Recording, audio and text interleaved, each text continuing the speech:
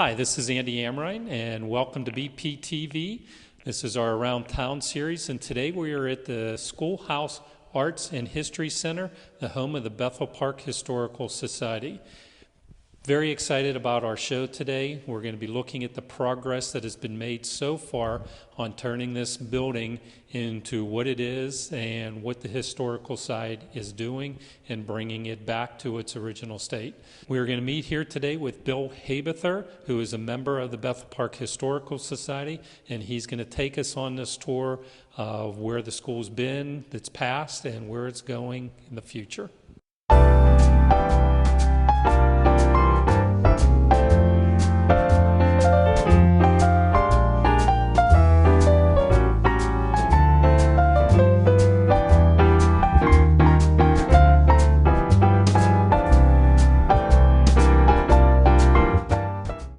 Welcome, Andy, to the Schoolhouse Arts and History Center, which is the home of the Bethel Park Historical Society.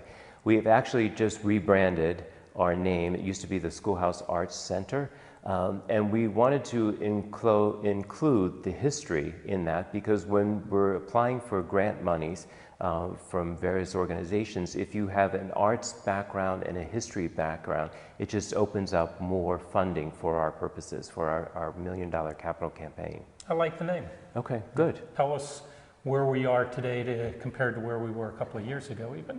Well, we have a new board, and the board has been very instrumental. It's a younger board, so they're actually able to come in and physically do the work that needs to be done, along with going out to the residents of the community and also to local businesses and generating funds for our $1 million capital campaign.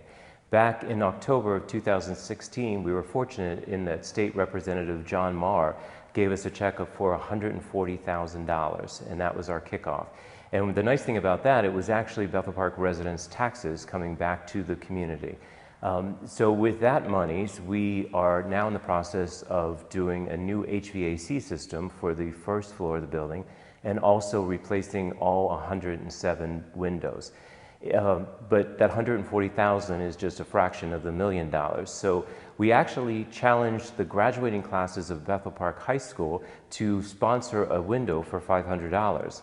And once the classes raise the $500, there'll be a plaque on the inside windowsill donated by, in our case, the class of 1978.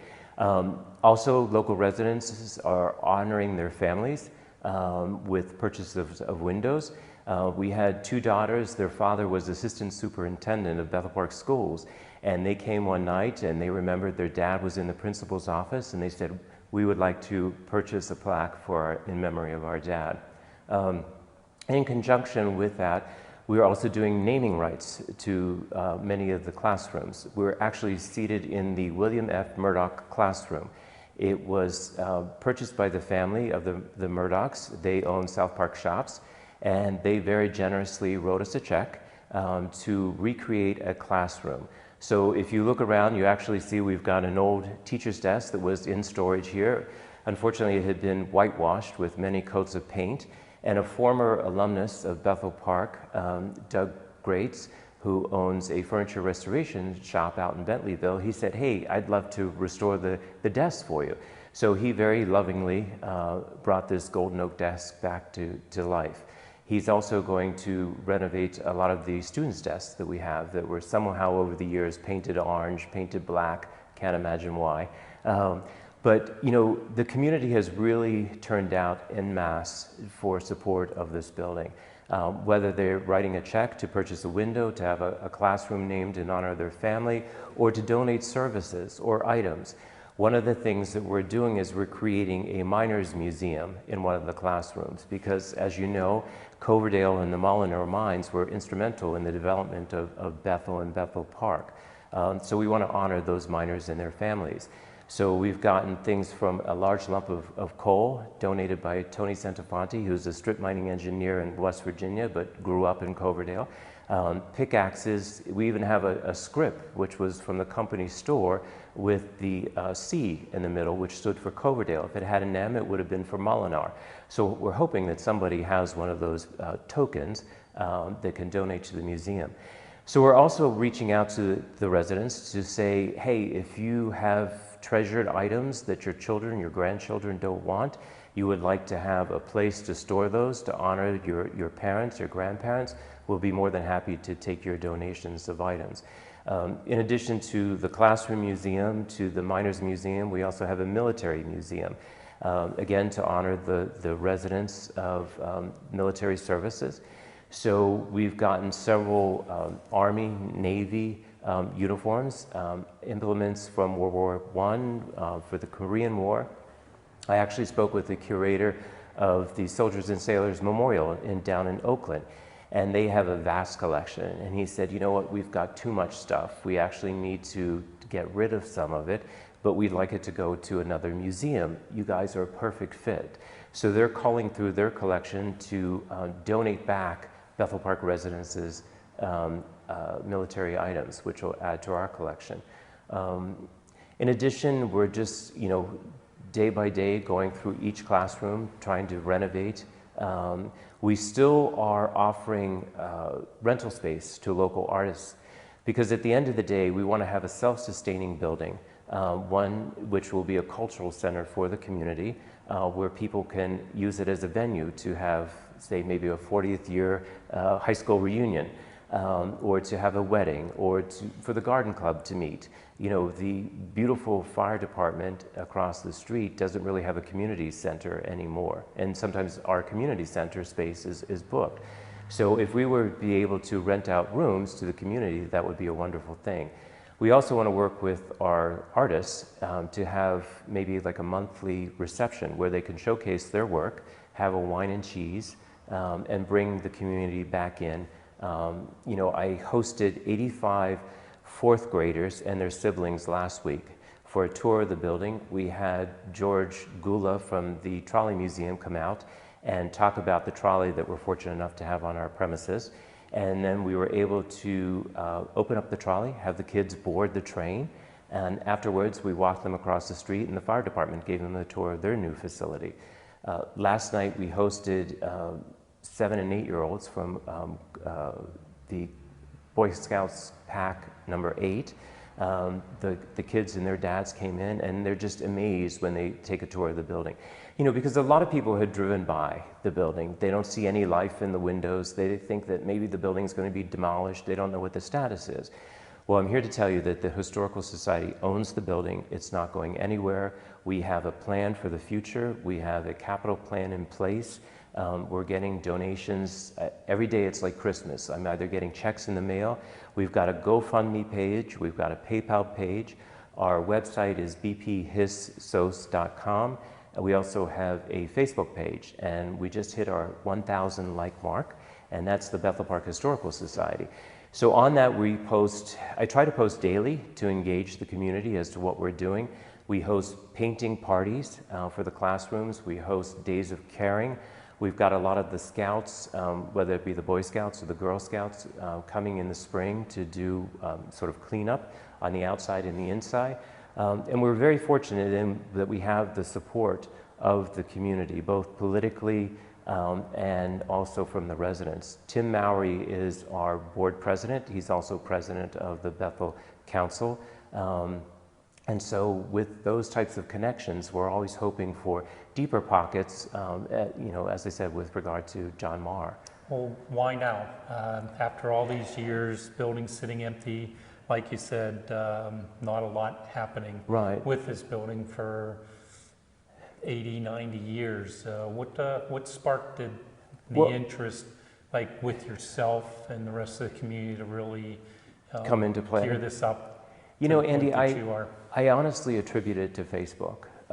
I joined back in July. I grew up in Bethel Park. I went 1978 graduate. Went to Carnegie Mellon, and after graduating there, I went to New York City, and I worked on Wall Street for 31 years. I came back home, and I needed to get involved. I wanted to do something. I wanted to give back to my community. I have always had a passion for this building. My parents went here, my great aunts, my great uncles, a lot of my mom and dad's cousins. So I always had an affinity for the building. I went to middle school next door at the old Park Avenue School. And it's just, I really have a sense of history. I also attribute it to Mary Garber, one of our former Bethel Park AP history class. And it's just really, I wanted to get involved. I wanted to give back. I saw this building sitting here. Somebody posted, Sue Dalinar posted, hey, why don't you all join us? We meet once a month, the last Sunday of the month at 1 p.m. The meeting only lasts an hour. So I thought, I'm going to go out and see what this is all about. And I got hooked. And I said, have you guys done a Facebook page? Have you done a GoFundMe page? Have you done a website? Well, they were working on it. And so I said, well, I'll do it. So the minute I got it up and running, people have just been flooding us with photographs of old history, images of the community, which is wonderful because that just sparks a conversation online. And people are really getting into it. So I think with Facebook sort of propelling us out into the community, that the community now knows that this building is up and running, that it's thriving. We had a lot of changes on the inside. We're seated in the Murdoch classroom, as I mentioned. We're working on 3 other classrooms in tandem to this. There are 14 classrooms within the building. Last week we were fortunate someone donated their services to remove 4 dead trees that were blocking the facade of the front of the building. Someone else donated services to knock down the 100-year-old steps that were crumbling.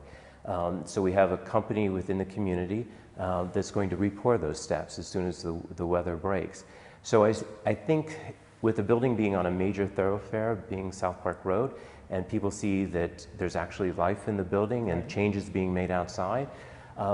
Jim Jenkins, another friend of both of ours, a graduate of 1978, he owns Jenkins Nursery. He's graciously donated redoing all of our landscaping in the spring. So it's people like that that just also want to get involved. They want to give back to their community. And we are very limited within Bethel Park as to the number of historic buildings that we actually have. Right. There are many historic homes. This building was built in 1905. I never realized there was actually 2 buildings. So it was a 3-room class schoolhouse, 2 classrooms downstairs and 1 large room upstairs, and it was built as a high school. In 1917, the Smith-Hughes Act by the Congress went into play, and it basically said for those municipalities that want to teach vocational training, we will give you funding. So Bethel, at that point, said, hey, let's do that. So they added everything from where the steps are in the front of South Park Road down to the ball field. So the space is about 12,000 feet on 3 floors. So in 1905, it was a high school. In 1917, it became a vocational school. And basically what they were teaching, the boys were taught agricultural farming and things of that nature. There were actually livestock in the basement. So there were 2 areas that are dirt floors, which are still downstairs, and the girls were taught home economics. In 1927, the borough was growing, so they built the old Park Avenue School, and that was built as a grade school. And as the community continued to grow, they swapped the grade school and the high school. So in 1934, this building became the grade school, and it remained a grade school through the 60s.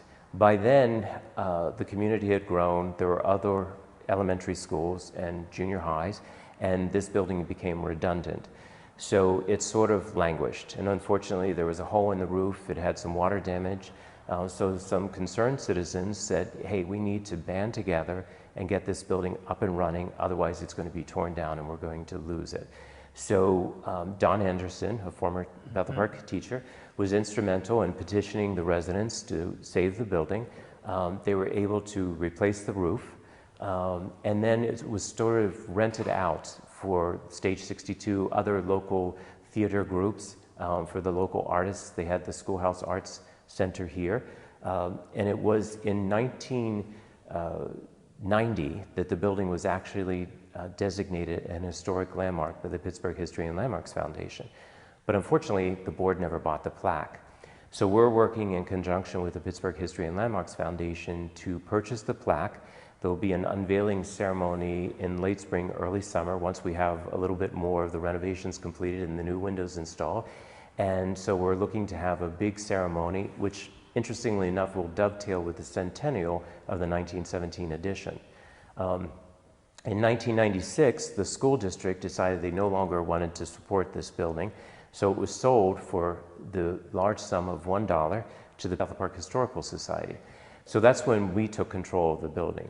But again, the board was made up with people who were trying, in sort of a limited way to keep the building afloat. They really didn't have access to monies to do major renovations that needed to be done. With the new board that's come into play now, and as I said, with Facebook and with our political connections, John Marr wrote us a check for $140,000, and that really kicked off our $1 million capital campaign. So to date, I'm happy to announce that we've raised an additional $50,000 thus far. We're doing different campaigns, whether it be the glass campaign to replace the windows. We have one called Raise the Roof, because we're probably going to need a new roof within the next year. We've got something called Ring the Bell, because it's one of my pet projects to restore the old bell that hung in our cupola here. Back in 1978, I was with the group of high school students that raised money to build the Bell Pavilion on the old high school campus. So that was the first, who knew 38 years later, I'm still trying to save this bell. The bell. Yes. So and we're working with the school district to hopefully, once our roof is repaired, and make sure that the cupola is structurally sound to withhold that bell, that we'll get that back. But it's interesting, we do have a bell in our collection, and it's actually our oldest item. It dates back to 1878. It was from the Irish Town School, which has been demolished. It was a wooden structure. It's where the Jehovah's Witnesses Church is on Irish Town Road. It was one of the first 4 schools in Bethel. And we were fortunate in that the family that lived across the street saw that the school was being demolished. The school district didn't want any of the items, and the gentleman rescued the bell. So it sat in his yard for decades, and then he gave it to his niece, and it sat in her home for 10 years. And we were fortunate in that she donated it to the Historical Society. So we had a gentleman who helped restore our trolley out front, take off decades worth of rust. So that's now in our collection. So we're coming up with some interesting items to display, and really trying to solidify that this is a repository for history of Bethel Park. So what is the next big project? Is it going to be the windows? It's going to be the windows. Since they're partially funded by state money, we have to submit it for bids. That's currently in the bid process. We're hoping by March, April that the windows will be manufactured. As I said, there are 107 windows currently. We've got many more windows that are still available for people to purchase, to have their names on a plaque. And then after that, as I said, we're just walking through each room by room.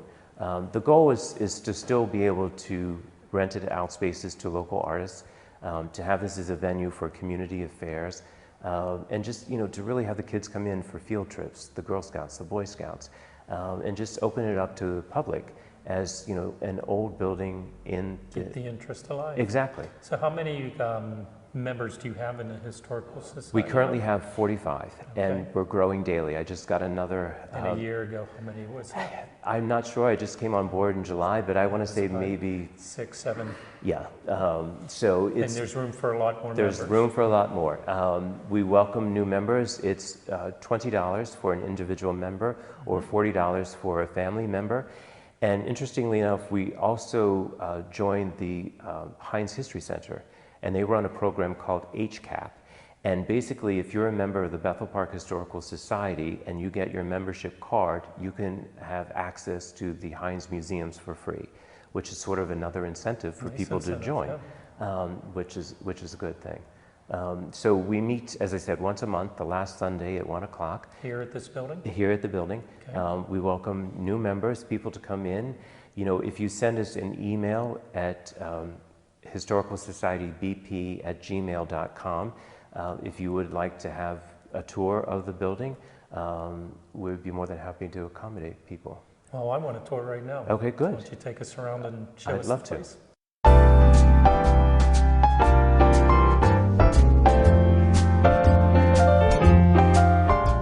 Visit the Oliver Miller Homestead, an 18th century reenactment site located just off the circle on Corrigan Drive in South Park. Self-guided tours are available each Sunday from May 1st until December 8th from 1:30 until 4:30 p.m. with guides in 18th century garb located around the grounds to answer questions and to give information. Your tour will begin in a reproduction bank barn where displays give information on the movement west. You will also see the Miller Still and learn about the production of whiskey and the importance of it and of the Whiskey Rebellion to this area. Follow the Miller Trail up the path and visit the transportation shed, demonstration shed, forge, a reproduction log house, the original spring house, gardens, and finally end at the stone house. Each month, the guides host at least one special event. The homestead is also a great place for tours, tailored to the needs of school-age children, scout groups, or adults. Visit our website at www.olivermillerhomestead.org for a schedule for the year and much more information on the history of the Miller family, our organization, and pricing information. I've shown an interest in making home movies. Me and some buddies would just grab a camera and you just start making these videos, and then you realize at some point that this isn't just a hobby anymore, it's something that you actually want to pursue, and there's this great facility right down the road, BPTV. A lot of people will try to do these productions on their own, and one of the things they don't have is the equipment, you know, but right here is everything she needs in one nice little bundle. There's lights, cameras, reflectors, dollies, all kinds of little knickknacks, like anything that you'd want to use that you would need for a production, you have it right here, like it's all right here. You can make your own feature movie just with the stuff from this studio. Come meet Dave Cable, let him show you around, and I think you'll realize that this is something that you could fall into regardless of your level of expertise, whether you're a beginner or even if you're a more advanced learner.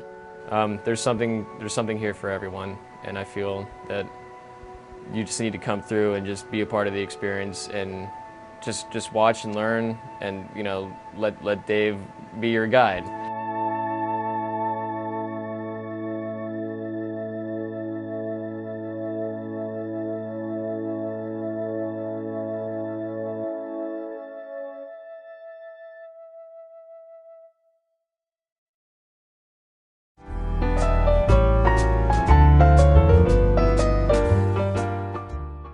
All right, Bill, outside, we're in the front corner. We're here where Park Avenue and South Park Road meet. We have the trolley, we have the whole building behind us. Won't you just visually take us around to what we're looking at here with their building? Okay, Andy. Well, as you can see, when the addition was built in 1917, it switched the entrance from Park Avenue to South Park Road. So that is the front entrance, but as you can see, there's no way to get to the front doors. We recently had the front steps knocked off. They were crumbling. We're fortunate in that one of the local businesses is going to re-pour those steps for us. To right behind the barricade, you can see there's an old coal chute, and that's actually where, on this Governor's Drive, the old coal truck would pull up, unload coal into the chute, and then on the other side of the former steps is a doorway. So when they had more of a delivery, they would take an old coal cart and wheel it into the basement, and there's a wall of coal furnaces. So when we tour the inside of the building, you'll get a chance to see that.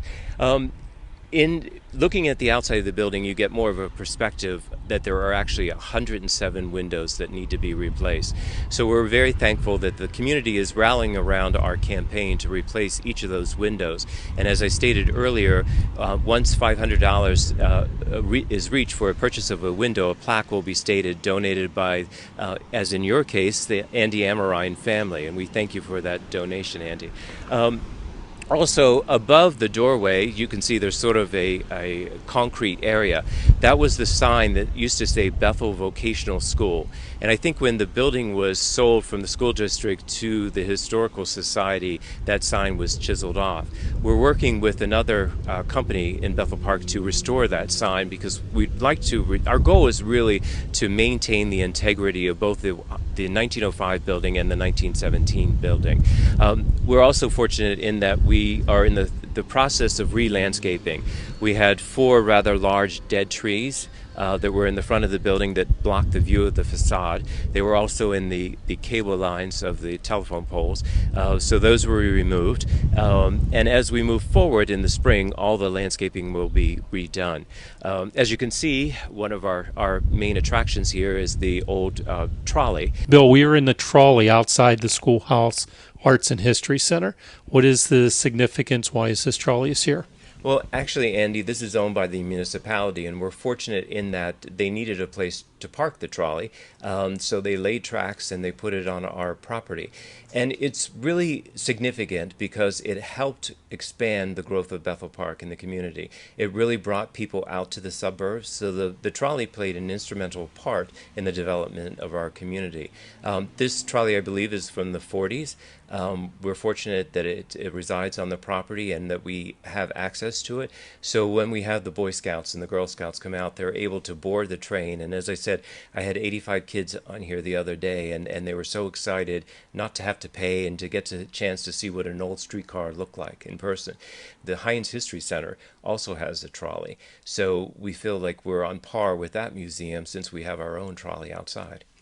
Brings back a lot of fond memories. How about the roof line, the cupola and smokestacks and everything up top? Sure. As you can see, the cupola is still standing. The bell was removed back in 1978, I believe. That bell is now over at the Bethel Park High School campus. We are fortunate in that the roof is still serviceable, but probably, the roofs only last 30 years if you're lucky. So we're nearing the end of the life expectancy on that roof. And we don't want to put all this work into the building and end up with it being ruined because it's a leaky roof. So that's probably going to be a rather large campaign that we're going to have to start in the next year. We're hoping that maybe we'll get some state funding to help support that effort in replacing the roof. The original roof was slate. Back in the 70s, they tore off the slate roof, and it was cost prohibited to replace it with slate. They just put a shingle roof on.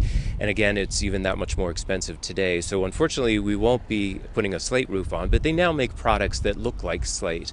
And in speaking with the Pittsburgh History and Landmarks Foundation, we're not obligated to return it to the original stature. It won't interfere with our historical status. So we're fortunate in that they understand that we're going to be true to the integrity of both the original buildings.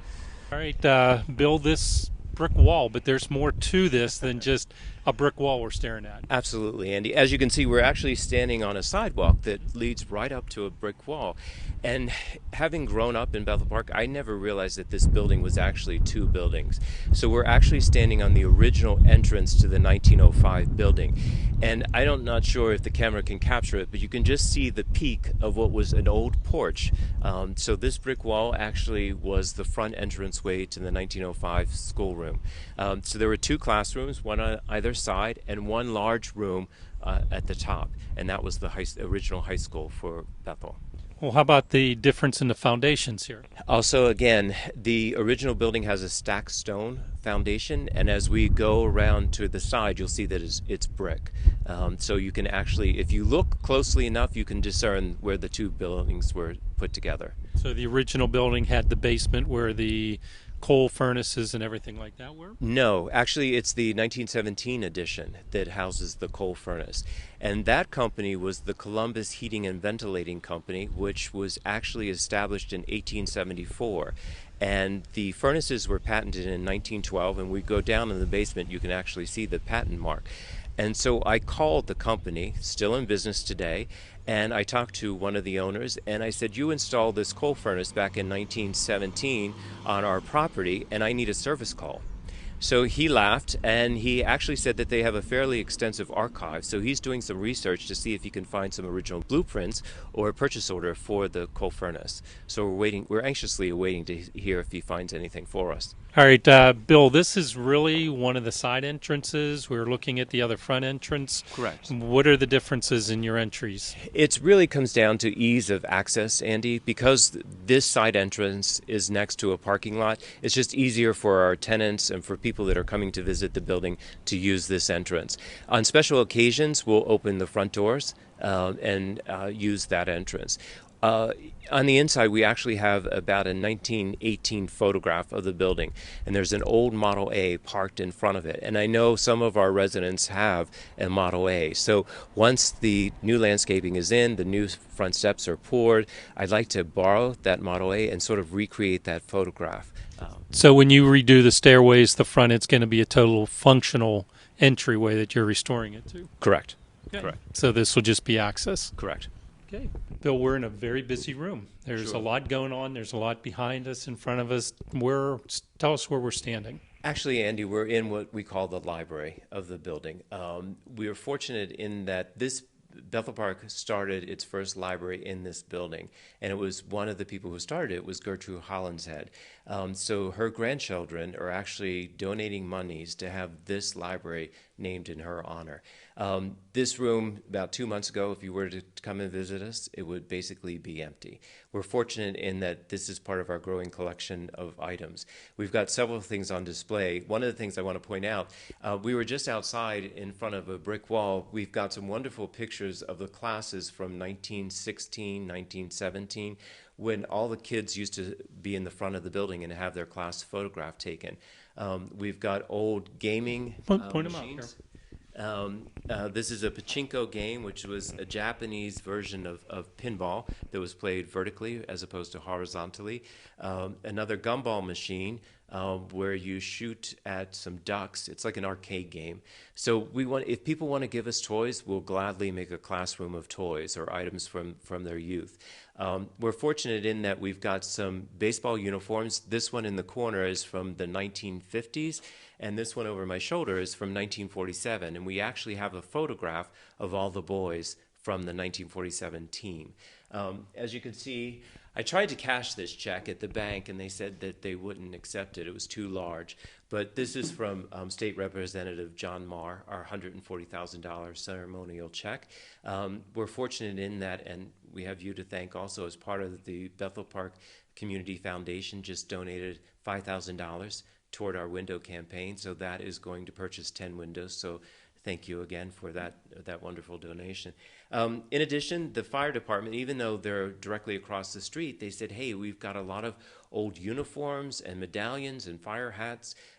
We would rather you display them at the Historical Society rather than we have them at the firehouse, because we're hoping that more people will see them over at your place than ours. So we've got a fireman's hat, number one, and you can almost date when these things were worn because it says Bethel Park.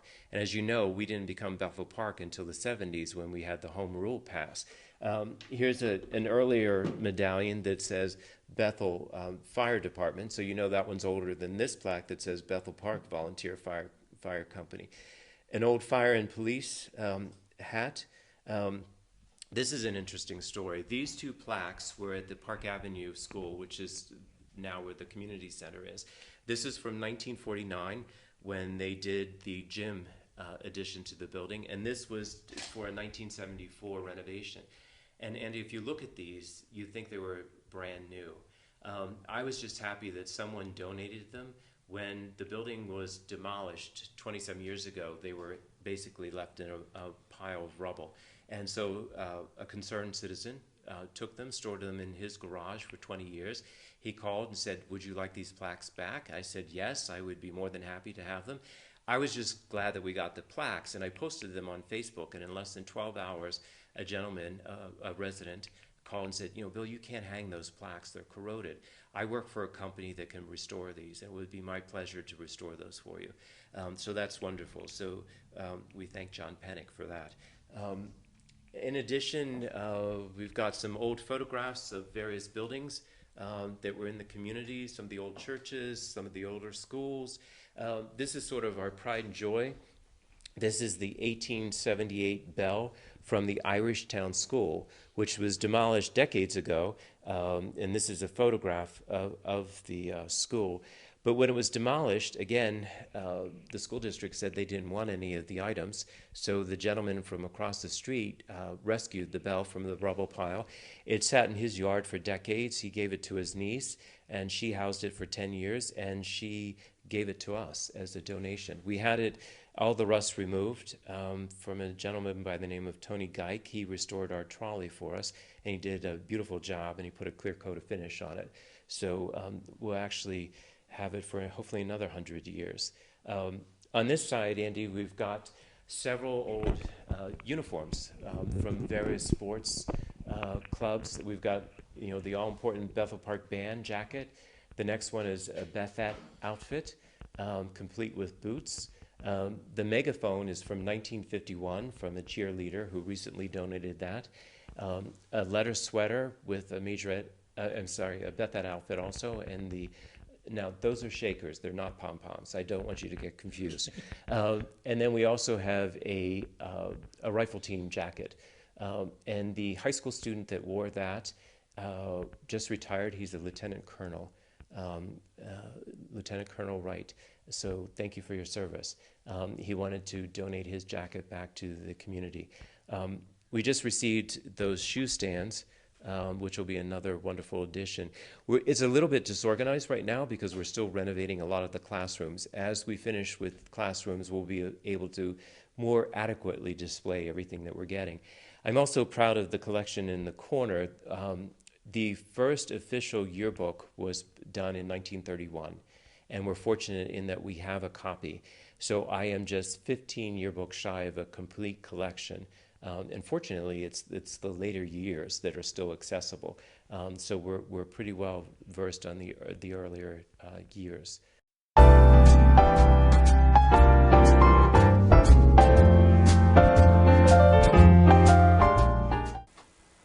Hi, Bethel Park. Remember me? My name is Jason Planitzer. I was the host of a little show here. You may have seen it. It was called The Jason Planitzer Show. What would you say your experience at BPTV, how has that had an impact on your life? I found my voice. I learned how to be funny. I learned how to create things. I learned how to collaborate with people here. I developed an interest in film and comedy and making videos. It stuck with me. It continued through my life. I got into working on motion pictures. I now I'll produce small videos. I'll work with producers on commercials, television projects, feature films. I scout locations on TV shows and movies, which involves me reading scripts, finding the locations that need to be shot, and collaborating with the director and production designer to find the perfect spot. It all started at BPTV for me.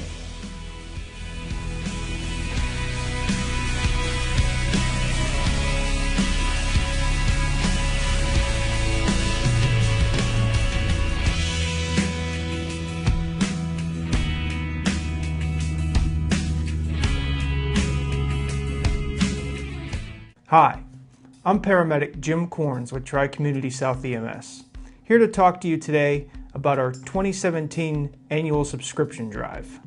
When you have a medical emergency, you count on your community's emergency medical service to be there for you.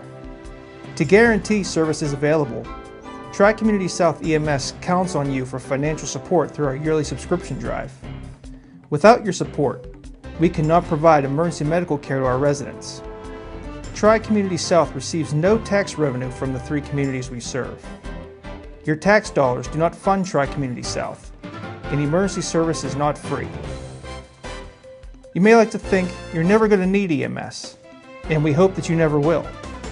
If you do, we want to guarantee that we will be there for you, as long as we are still in service to respond.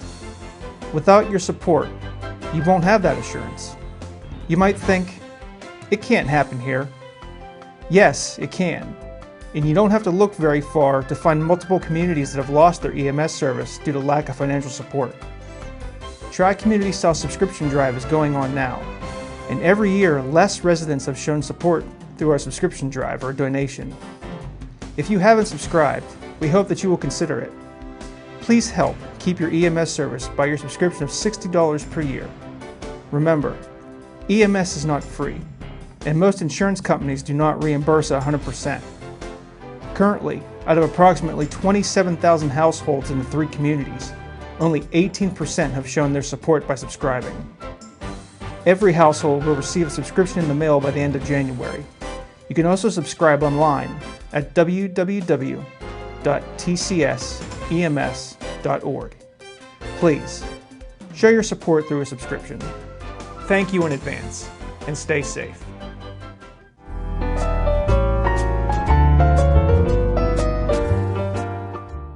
All right, Bill, this isn't one of your showcase rooms yet, but this is what you do. You strip it down and put it back together again. So tell us, what room is this and what are you doing to it? Okay, Andy. Well, this actually, in the 50s, it was a fourth grade classroom, and we were fortunate in that one of my mom's cousins gave us a picture from the Bethel Borough newspaper of her and her class in geography class here. So we kind of get a sense of what the room used to look like. In the 70s, they had a day of caring, and they suspended the ceiling in this room because it was the energy crisis. But they kind of left the side windows open, so all the heat went up in the side anyway.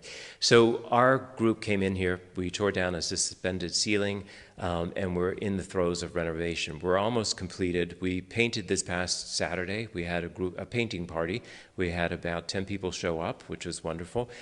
So all that's left to be done now is to paint out the trim white and the beadboard.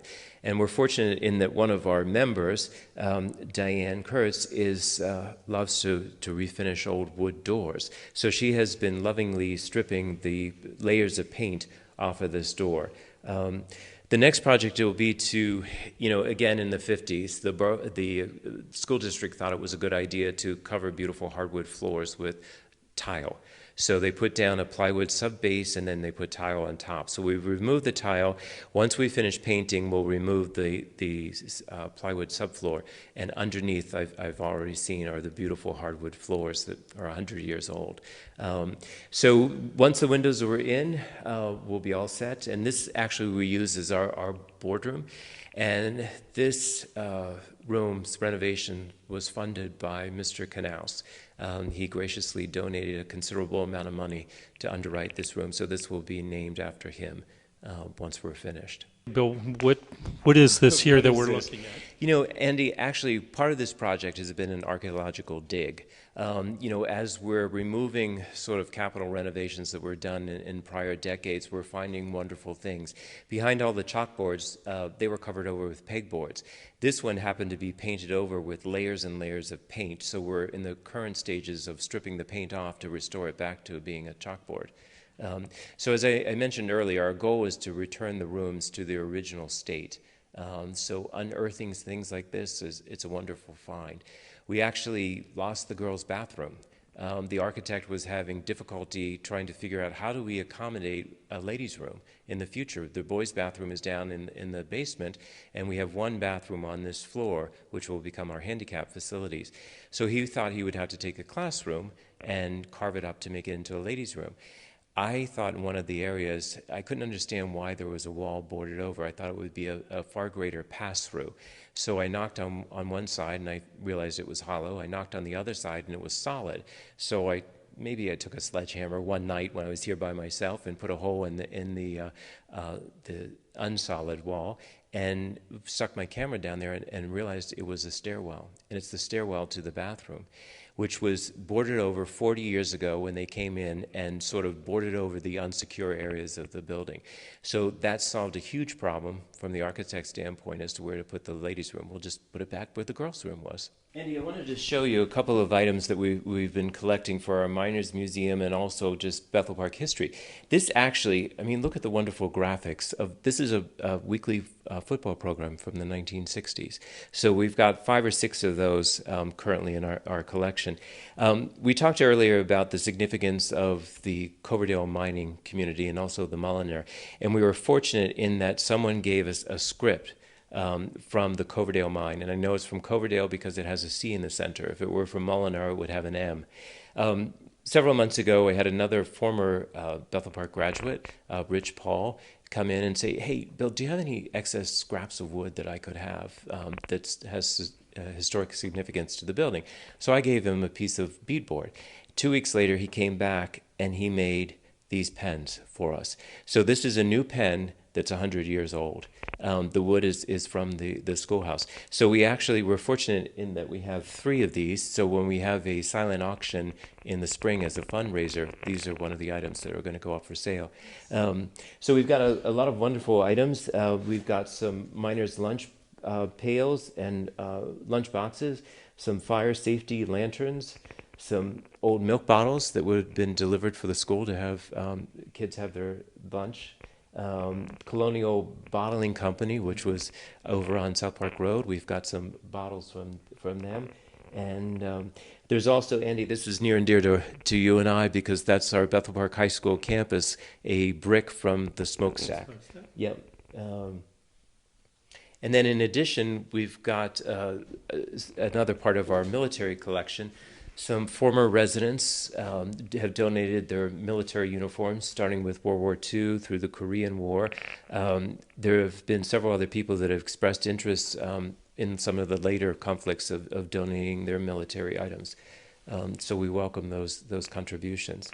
And we're fortunate in that Kohl's department store, Chris Wittick, the manager, was redoing all of his mannequins in 2017, so he graciously donated 31 mannequins, which just helps with our display when exhibiting all these items that we're starting to collect. So Andy, this was another one of our donations. It's a World War II map of the Philippines, but what's interesting, it's made on rayon. And do you know why? No. Because when the men were in battle, they didn't want the paper rustling to alert the enemy. And also if it were to rain, the rayon is not going to damage the map. So we're fortunate in that we were donated this by one of the local veterans. So Andy, we're standing in what is rented out by the South Arts. They're a group of local artists, and they were very gracious in sort of abandoning the space while we do the renovations. We're standing in one of the original classrooms in the 1905 building. Has a personal significance to me because actually this was my mom's first grade classroom. Wow. And she told me that the desks were facing this way and the teachers stood in front of the room, so they had their backs to the windows. Interestingly enough, again, this is the old tile they probably put down in the 50s, so we're in the process of taking this up. And this beautiful hardwood floor, I can't wait to have it refinished. It's 112 years old. Interestingly, on this wall here, I saw that there was a transom above the door, but there was a bulletin board here. So I knew the bulletin board was a later addition. So again, I was here late one night, and I got my trusty hammer this time and crowbar and removed the baseboard. And beneath it, the bulletin board, those are chalkboards on either side, and this was a sealed doorway. What's interesting and kind of perplexing is this is the entrance to the classroom. This doorway goes into a closet, and this doorway goes into a closet. It's the same closet. So I don't know why they would have had 2 entrances into a closet, unless one of these may have been the original back door to the 1905 building, and then they just added another closet entrance. So is the plan to restore the doors? Yes, and yes. Have the original doors and everything in? And unfortunately, you may or may not have noticed throughout the building, someone over the course of renovations cut holes in the wooden doors to allow air circulation instead of just undoing the transoms above the doors. But that's a different story. This doorway will probably be a replacement for this classroom's door that was damaged in that last renovation project. So what we're going to do in here is rewire the ceiling. So the wire is hidden. We'll re-drywall the ceiling so it'll be a nicer texture than this, pull down the lights, and put more appropriate period pendant lighting as we had done up in the Murdoch classroom. It's a beautiful classroom. The ceilings are quite tall. The windows are 7.5 feet high. And through that doorway over there was the original entrance into the building from the Park Avenue side. So Andy, earlier I was talking about trying to find where to put the girls' bathroom, the ladies' room. Right. So I thought this would be a great pass-through. It seemed a little awkward to walk all the way around just to get to this area. So I knocked on the wall and realized it was hollow, but on the other side it was a solid wall. So as I said, I was here by myself one night. I may have taken a sledgehammer and kind of put a hole in the wall. But I stuck my camera down there, and actually, if you go to our Facebook page, Bethel Park Historical Society, and look under girls' bathroom, you'll see the stairwell that goes down to the girls' bathroom. So 40-year mystery solved. We will eventually open up this entire wall, and it'll have access to the ladies' room. In addition, the staircase, what they did in the early days, they had all the kids line up and have their class picture taken here. So we know that the stairwell was not enclosed. So again, in the future, we will open that up and return the floor plan to its original state. That'll be exciting. Yeah, we're looking for. I can't wait to knock this down, and hopefully you'll come back and you'll film it, and we'll be like Geraldo or Rivera. You never know what's down there. On the other side. Exactly. It may be good. So, Andy, we're actually downstairs in a former 6th grade classroom. There were 2 classes down here. The older kids were relished to relinquished, I should say, to the basement. Just to give you a point of reference, these bordered over windows face Park Avenue. And in front of us here, this doorway leads out to the softball field. Behind us, up on the wall, you have an earlier exhibit of a Bethel Blackhawk eagle. And then as you can see over my shoulder, that dirt area is original to the building, because if you remember, this was a vocational training school. So they actually had farm animals down in the basement. So the boys would learn about how to raise chickens and cows and things of that nature. So we've got a little bit of a checkered past here with regard to our educational system. So the goal would be at the basement will probably be one of the last areas that we renovate, but because of the natural light coming from the South Park side and the access to the outside, it will make a wonderful artist studio. So the goal is to rent this out to an artist as well as the mirror classroom that's on the other side of the building. All right, Bill. We're in the basement. We're in the dungeon. Spiders and everything.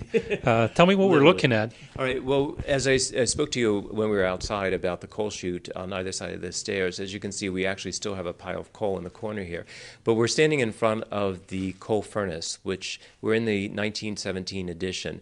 So on the furnace, it says it was patented in 1912. The company is the Columbus Heating and Ventilating Company. They were established in 1874, and they're still in business today. So amazingly enough. So we're also fortunate in that we had donated some coal implements. We've got a coal shovel and a pusher, for lack of a better word. But I was told that the janitor in the morning would stoke the coal to get the building warm for the students. If you were young enough, I should say old enough, the kids would help the janitor stoke the coal furnaces. So we've got 4 furnaces here on this wall, and so the kids would, before they had their class, they were down helping the janitor. Also, if you came early enough, you could ring the school bell when it became time for classes. So here, this is the coal oven. So you basically would have taken this tool to push the ashes down. There's a hole in there, and then this flap, which says 1912, you would empty out the ashes from the coal that's already burned. And as I said, there was 2 ways the coal was delivered, one through the coal chute on this side or via a coal cart, and so there was a door out to the front of the building. Now, did the original building have any heat? I'm sure it must have. I'm thinking since it was just 3 classrooms, it was probably a coal-burning stove like we have on display in one of our little rooms upstairs. But it wasn't until 1917 that they actually installed this furnace. And I had an HVAC guy walk the building, and he said for that day, it was an impressive system. We actually have air conditioning in this building too, so I'd like to show you our air conditioner. So, Andy, welcome to our air conditioning room. Or as the sign says, this is the fresh air room. So we actually, in 1917, had air conditioning. It's akin to a swamp cooler. But this huge turbine was operated by a fan belt over in the corner, and we collected fresh water from the roof. There's a cistern here. So depending on the weather, if it rains heavily or if it snows, we always have to run down in the basement to see if our indoor swimming pool is flooded or not. But as for 1917, those federal funds, when it became a vocational school, really went a long way, because not only did we have that huge coal furnace, but we had air conditioning for the kids. Very impressive. Bill, what an amazing tour. I can't thank you enough for spending the time showing us around, from the boilers, the air conditioners, I should say the coal furnace, not a boiler, Right. the air conditioner, the whole front of the building, everything. So how can people get in touch with you? How can they help? How can they be part of this? Why don't you tell us what we can do here? Well, first of all, I want to thank you for coming out, Andy. It was a pleasure. And the beauty of it is you really get to see where we're starting and where we're finishing, as we're in this classroom that's almost completely finished. But people, we're encouraging them to donate items to any of our museums, to contact us through our Facebook page, which is the Bethel Park Historical Society, and just go on and like it, and you can follow our progress, because we're updating daily as to what we're doing. We also make announcements when we're having painting parties or other days of caring where people can come and volunteer their time, which we greatly appreciate. If anybody's interested in purchasing a window, again, the cost is $500. We'll put a bronze plaque on the inside windowsill saying donated by, whichever family, or donated by the class of whatever graduating class from Bethel Park. Out of the 107 windows, we currently have 34 spoken. So as you can see, we still have a few more to go. Right. But because we have some state money, we'll be able to do all 107. It's just if people would like to acknowledge a loved one of their class, we're happy to take their money and or their time. But it's not just windows. If someone has correct. $10 or $20, $10, even a dollar helps. We actually have another campaign. If people want to contribute $100, we're in this classroom. We're going to have name-dedicated desks. So, the Amorine family could have a desk named after them, for example. Mine would have to be the corner. In the corner with the wall. dunce's cap? Okay. Yeah. Well, hey, I had classes with you, Andy. Okay. You weren't in the corner, I remember. So if anybody would like to volunteer, please contact us. Our email address is historicalsocietybp@gmail.com. If you'd like to donate, you can just write us a check, send it in care of the Bethel Park Historical Society at 2600 South Park Road, Bethel Park, PA 15102. And as a side, Andy, I just have to say it's been overwhelming, the amount of love and support and donations that have come in. I'm actually saving the letters that people are sending in with their donation checks, and we are, out of 50 states, we have 16 states that are represented. So you may leave New York, as I did for 31 years, but you can always come back home, and Bethel Park will always be in people's hearts. And so they're writing fond tributes as they send their donations in. So we gratefully appreciate all their efforts. Well, I was born and raised in Bethel Park. I never left, but I love having my friends come back. So we're very fortunate that you came back and are helping to bring this building back to life. Well, I'm one of many, so I'm just happy to do my part. And again, if anybody would like to come and take a tour, we're still, as you saw in today's tour, we still have a lot of work to do, but we're getting through it at a rapid pace, which is good. So come back and see us when we're all finished. That I will. Thank you for watching BPTV. This is Around Town with Andy Amorine, and stay tuned after you watch this one. We'll be doing some follow-up shows as to the progress of the Historical Society on this building, where it is now, where it's going to be a year from now, 2 years from now. So this is a fun story. This is an ongoing story, and we're looking forward to watching the progress. So thank you for tuning in.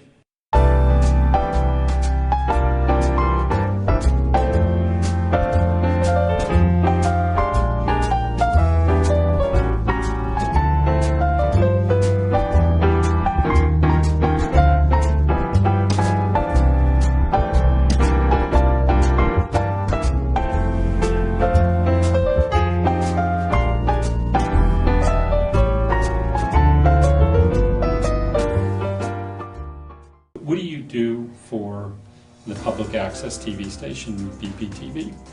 Well, whenever Dave needs a volunteer, I originally got onto this. I came down to ask Dave to put a sign for the Rotary Club Pancake Festival in, and so I needed some volunteers and said, hey, I got some time. And my wife, we travel, and in the summer times we're not around, but it's something to do, and it keeps me busy. And I've met a lot of interesting people, and I encourage anybody that has some time or looking for something to do to come down and volunteer.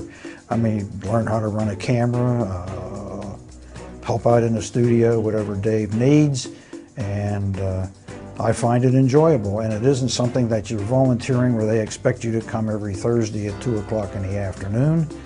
This is one of those arrangements where anybody that has some time, Dave will send you an email showing what he's going to schedule the next week, and if you have some time, you call up and say, I'll be there. And it's worked for me, and it's been fun. I've enjoyed it, and once I retired, then I volunteered here and been helping out here ever since.